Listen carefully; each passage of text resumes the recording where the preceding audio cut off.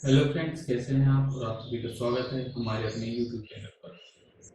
तो फ्रेंड्स, आज मैं आपको बताने जा रहा हूँ 5 ऐसी अमेजिंग एप्लीकेशन के बारे में जिसकी जरिए से आप एनिमेशन क्रिएट कर सकते हैं। एनिमेशन वीडियो जो होती हैं वो आप क्रिएट कर सकते हैं।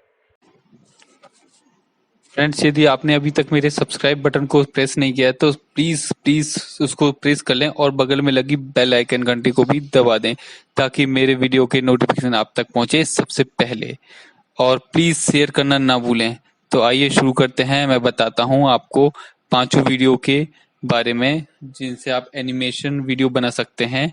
और इन सब का लिंक में डिस्क्रिप्शन मिल जाएगा जहां से आप डायरेक्ट डाउनलोड कर सकते हैं। तो बने रहिए वीडियो के साथ।